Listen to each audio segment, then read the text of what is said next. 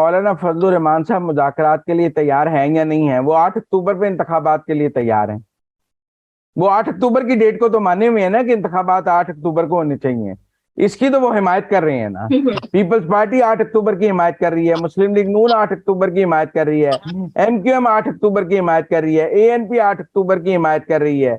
आप मेरी बात समझे ना, जे बाप पार्टी 8 अक्टूबर की हिमायत कर रही है। जो पार्लियामेंट में जमातें मौजूद हैं, सिराजुल हक साहब भी 8 अक्टूबर की हिमायत कर रहे हैं। 8 अक्टूबर कबूल नहीं है तो इमरान खान को कबूल नहीं है ना। तो अब सवाल तो ये है कि वो इमरान खान को 8 अक्टूबर में मना लें। अगर ये सारे जिरगा लेके इमरान खान के दर पे चले जाएं चीफ जस्टिस के कहने पे, तो और इमरान खान सुबह कह दें कि मुझे 8 अक्टूबर कबूल है, तो सुप्रीम कोर्ट भी 8 अक्टूबर कर देगा। और अगर इमरान खान ये कहेगा कि मुझे 8 अक्टूबर कबूल नहीं है, तो फिर सुप्रीम कोर्ट कहेगा कि चूंकि इत्तेफाक राय नहीं हो सका, लिहाजा मैं 8 अक्टूबर। मसला तो इमरान खान का है ना। बाकी सियासी जमातों की तो सुप्रीम कोर्ट की नजर में कोई वक़्त नहीं है, कोई हैसियत नहीं है, कोई उनकी बात का वजन नहीं है। एक ही पार्टी की बात का वजन है, वो है इमरान खान।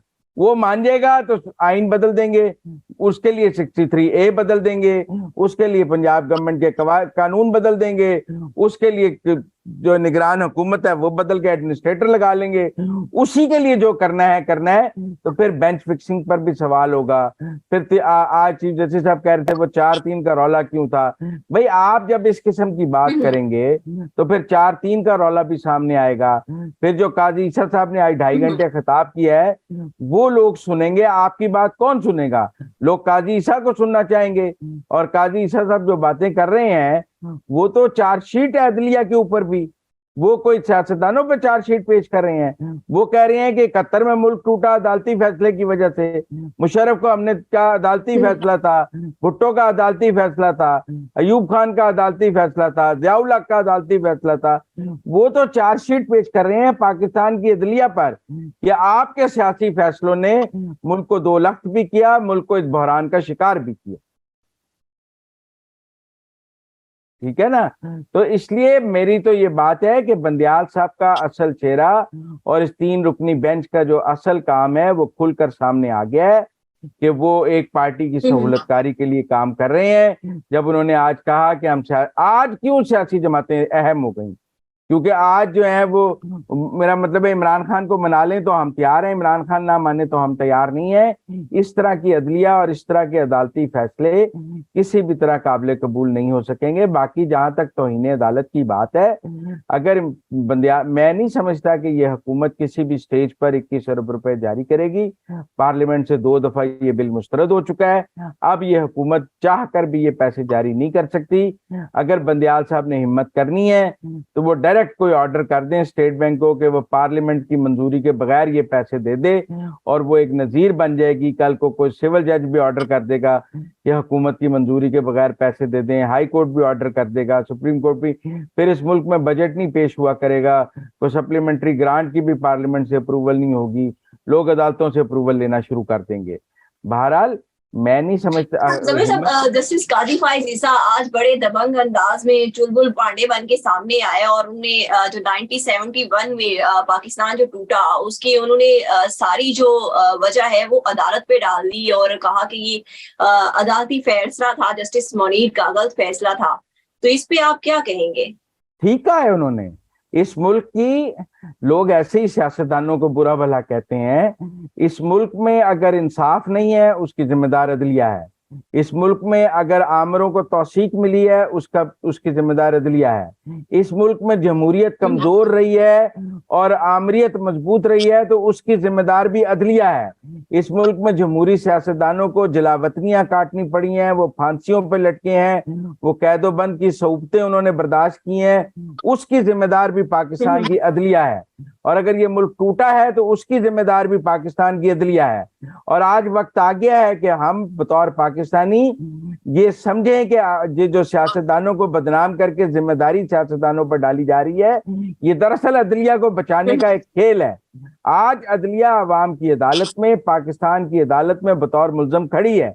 इसके माजी के फैसले, इसके हाल के फैसले एक अवाम की अदालत में खड़े हैं और खुद अदालत के अंदर से सीनियर जजेस भी उन सवालात पर, उन फैसलों पर सवाल उठा रहे हैं। बंदियाल साहब ने अगर होश के नाखून ना लिए, फुल कोर्ट ना बनाया, अपनी अदालती इस्लाहात ना की, तो वो एक मुतनाज़े चीफ जस्टिस के तौर पे तारीख में लिखे जाएंगे। उनका नाम जस्टिस मुनीर के साथ लिखा जाएगा, कार्नेलियस के साथ नहीं लिखा जाएगा। उनका नाम नजरिया जरूरत वाले जजों के साथ लिखा जाएगा, हाइब्रिड निजाम को मजबूत करने वाले जजेस के साथ लिखा जाएगा, कोई जमहूरियत वाले जजेस के साथ उनका नाम नहीं लिखा जाएगा। अच्छा मुज़म्मिल साहब, आज की समाअत का एक बहुत अहम रिमार्क्स जो सामने आया, उसमें कहा गया कि जब केस चल रहा था तो तब हमें किसी ने आके ब्रीफिंग नहीं दी, अब फैसला आ चुका है तो अब हमें आपने किसी को बुलाया ब्रीफिंग के लिए? आपने कहा हमें ब्रीफिंग चाहिए? आप तो किसी की बात सुनने के लिए तैयार ही नहीं थे। वहां सियासी जमातों के वकील बैठे हुए थे। आप तो इलेक्शन कमीशन को भी सुनने के लिए तैयार नहीं थे, इरफान कादिर साहब को। आप तो सिर्फ तहरीक इंसाफ को सुनने के लिए तैयार थे। आपने असद उमर साहब को अलहदा सुना, अली जफर साहब को अलहदा सुना। आप तो सिर्फ तहरीक इंसाफ को सुनकर और अटॉर्नी जनरल को डांट कर फैसला करने के मूड में थे। आपने तहरीक इंसाफ को सुनकर वाहवाही की, अटॉर्नी जनरल के फरमुदात पर डांट पिलाई, फुल कोर्ट बनाने से इनकार किया और फैसला दे दिया। भाई साहब, आपको कह रहे हैं फुल कोर्ट से फैसला करा लें। मसला क्या है कि 3 रुकनी बेंच ने सारे पाकिस्तान के फैसले करने हैं। ये 3 रुकनी बेंच हर मर्ज की दवाई कैसे बन गया? हर फैसला ये 3 रुकनी बेंच कैसे कर सकता है? क्यों अब भी फुल कोर्ट नहीं बनाया जाता जब डिफेंस फौज की राय आ गई है, इलेक्शन कमीशन की राय आ गई है? और क्या फैसला आइन के मुताबिक होना है, नजरिया जरूरत के मुताबिक होना है, हालात के मुताबिक होना है? तो फुल कोर्ट बना देना। हो सकता है फुल कोर्ट कहे कि हमें नहीं कबूल है, हम 90 दिन में ही कराएंगे। लेकिन ये 3 रुकनी बेंच हर ताले की चाबी अपने पास रखकर और खुद जो चौकीदार बनकर बैठ गया है, इससे सवालात पैदा होंगे और फिर लोग काजी ईसा की बात सुनेंगे और जब वो कहेंगे अदलिया पर तनकीद करेंगे। मुज़म्मिल साहब, आपने कहा कि सवालात पैदा होंगे। ये आज की समाअत के बाद तो वाज़े नजर आ रहा है कि 14 मई को इंतखाबात होते हुए नजर नहीं आ रहे। तो क्या हम ये फिर ये समझे कि शहबाज शरीफ पर जो नाअहली की तलवार थी, लटक रही थी, वो हट गई है? देखिए जी, ये तो बंदियाल साहब की हिम्मत का सवाल है। पार्लियामान पर लगाएं तौहीन अदालत। आज उन्होंने वो टैक्टिकल खेल खोलना शुरू किया है कि जी वो इसका मतलब है शहबाज शरीफ की अक्सरियत नहीं है कौमी असेंबली में अगर बिल मुस्तरद हो गया। भाई लोग अपनी जो है राय का इजहार करते हैं। ये सुप्रीम कोर्ट ने पहले भी 63A की तशरीह में अरकान पार्लियामेंट को अपनी राय का इजहार करने से रोका है। और अब उनका ख्याल है कि जी अगर कोई मनी बिल भी आए तो वो प्राइम मिनिस्टर के कहने पे आंखें बंद करके मोहर लगा दें। या अरकान असेंबली है, पार्लियामेंट है, कोई कुगू कोड़े नहीं है कि उन्होंने शहबाज शरीफ के कहने पे मोहर लगा देनी थी। और अगर उन्होंने मोहर नहीं लगाई शहबाज शरीफ के कहने पे तो इसका मतलब है कि वो शहबाज शरीफ के कंट्रोल में नहीं है। जो सुप्रीम कोर्ट एक पार्लियामेंट में आमरीत पैदा करना चाहता है कि जी वजीर आजम की आमरीत हो, पार्टी के सरबराहान की आमरीत हो, वो कोई जमहूरियत नहीं है। वो क्यों अरकान पार्लियामेंट को अपनी अपनी सियासी जमातों का गुलाम बनाना चाहता है कि वो उनकी मर्जी के बगैर ना वोट दे सकते हैं, ना कोई बिल पे राय दे सकते हैं? इस तरह की आमरीत जो सुप्रीम कोर्ट पार्लियामेंट में लाना चाहता है वो कोई जमहूरियत नहीं है।